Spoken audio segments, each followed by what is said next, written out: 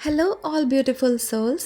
महाशिवरात्रि की आप सभी को ढेर सारी शुभकामनाएं। आप सभी के लिए ये महाशिवरात्रि बहुत ही शुभ और फलदायी हो।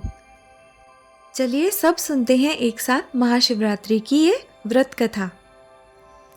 श्री गणेशाय नमः। ओम नमः शिवाय। पूर्व काल में चित्रभानु नामक एक शिकारी था। जानवरों की हत्या करके वह अपने परिवार को पालता था। वह एक साहूकार का कर्जदार था, लेकिन वह उसका ऋण समय पर नहीं चुका सका। क्रोधित साहूकार ने शिकारी को शिव मठ में बंदी बना लिया। संयोग से उस दिन शिवरात्रि थी।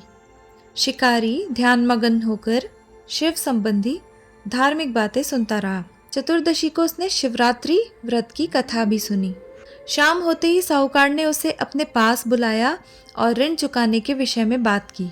शिकारी अगले दिन सारा ऋण लौटा देने का वचन देकर बंधन से छूट गया। अपने दिनचर्या की भांति वह जंगल में शिकार के लिए निकला, लेकिन दिन भर बंदी गृह में रहने के कारण भूख प्यास से व्याकुल था। शिकार खोजता हुआ वह बहुत दूर निकल गया। जब अंधकार हो गया तो उसने विचार किया कि रात जंगल में ही बितानी पड़ेगी।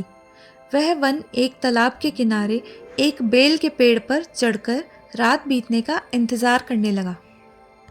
बिल्व वृक्ष के नीचे शिवलिंग था, जो बिल्व पत्रों से ढका हुआ था। शिकारी को उसका पता ना चला। पड़ाव बनाते समय उसने जो टहनियाँ तोड़ी वे संयोग से शिवलिंग पर गिरती चली गई। इस प्रकार दिन भर भूखे प्यासे शिकारी का व्रत भी हो गया और शिवलिंग पर बिल्व पत्र भी चढ़ गए। एक पहर रात्रि बीत जाने पर एक गर्भिणी हिरनी तालाब पर पानी पीने पहुंची। शिकारी ने धनुष पर तीर चढ़ाकर ज्यों ही प्रत्यंचा खींची, हिरनी बोली, मैं गर्भिणी हूँ, शीघ्र ही प्रसव करूंगी। तुम एक साथ दो जीवों की हत्या करोगे जो ठीक नहीं है।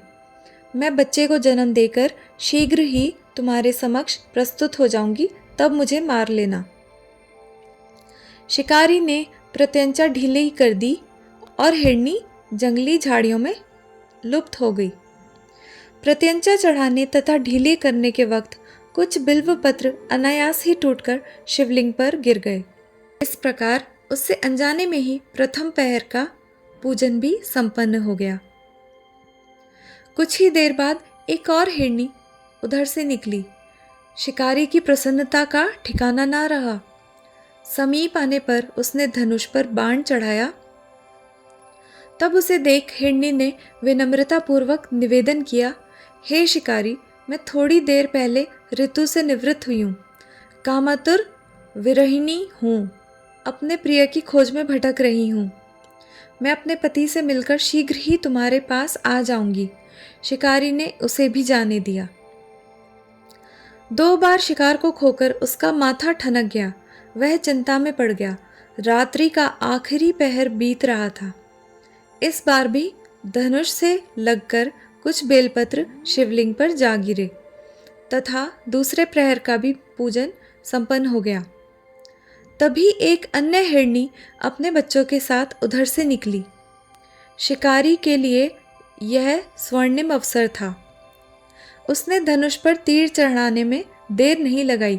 वह तीर छोड़ने ही वाला था कि हिरनी बोली, हे शिकारी, मैं इन बच्चों को इनके पिता के हवाले करके लौट आऊंगी, इस समय मुझे मत मारो। शिकारी हंसा और हंसकर बोला, सामने आए शिकार को छोड़ दूं? मैं ऐसा मूर्ख नहीं हूँ। इससे पहले मैं 2 बार अपना शिकार खो चुका हूँ। मेरे बच्चे भूख प्यास से व्यग्र हो रहे होंगे। उत्तर में हिरनी ने फिर कहा, जैसे तुम्हें अपने बच्चों की ममता सता रही है, ठीक वैसे ही मुझे भी। हे शिकारी, मेरा विश्वास करो, मैं इन्हें इनके पिता के पास छोड़कर तुरंत लौटने की प्रतिज्ञा करती हूँ। हिरनी का दुख भरा स्वर सुनकर शिकारी को उस पर दया आ गई। उसने उस मृगी को भी जाने दिया। शिकार के अभाव में तथा भूख प्यास से व्याकुल शिकारी अनजाने में ही बेल वृक्ष पर बैठा बेलपत्र तोड़ तोड़कर नीचे फेंकता जा रहा था। पौ फटने को हुई तो एक हष्टपुष्ट मृग उसी रास्ते पर आया। शिकारी ने सोच लिया कि इसका शिकार वह अवश्य करेगा।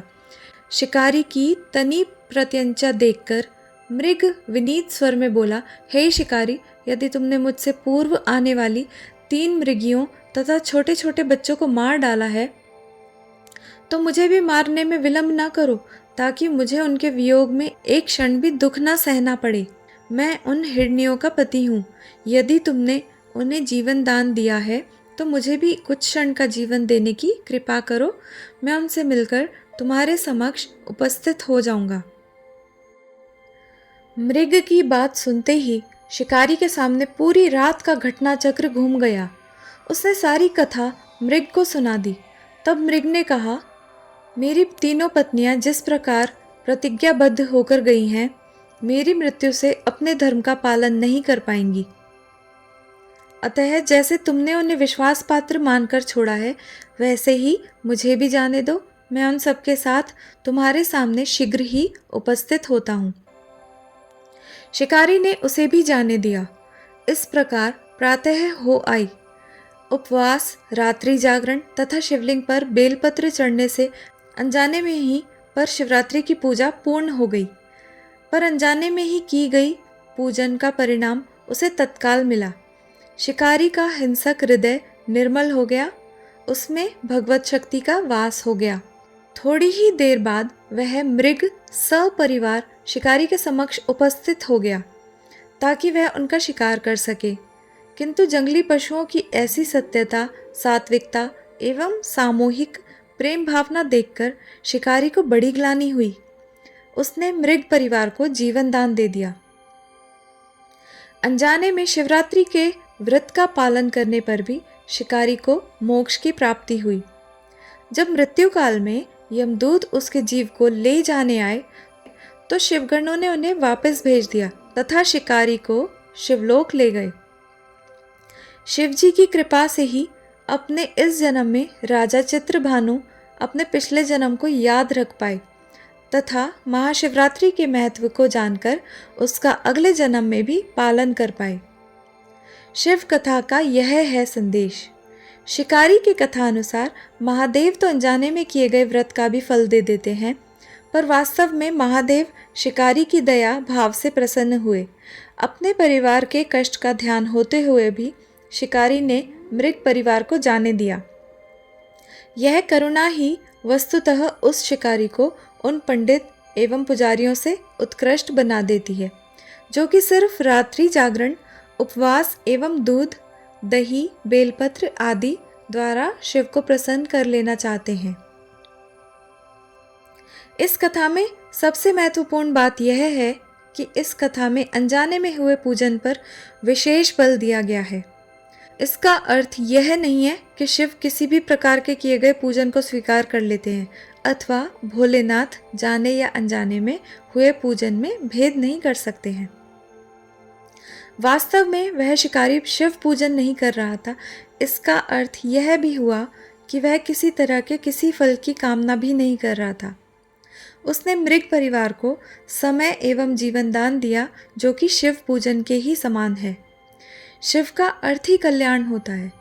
उन निरीह प्राणियों का कल्याण करने के कारण ही वह शिव तत्व को जान पाया तथा उसका शिव से साक्षात्कार हुआ। परोपकार करने के लिए महाशिवरात्रि का दिवस होना भी आवश्यक नहीं है। पुराण में 4 प्रकार के शिवरात्रि पूजन का वर्णन है: मासिक शिवरात्रि, प्रथम आदि शिवरात्रि तथा महाशिवरात्रि। पुराण वर्णित अंतिम शिवरात्रि है नित्य शिवरात्रि। वस्तुतः प्रत्येक रात्रि ही शिवरात्रि है। अगर हम उन परम कल्याणकारी आशुतोष भगवान में स्वयं को लीन कर दें तथा कल्याण मार्ग का अनुसरण करें, वही शिवरात्रि का सच्चा व्रत है। कर्पूर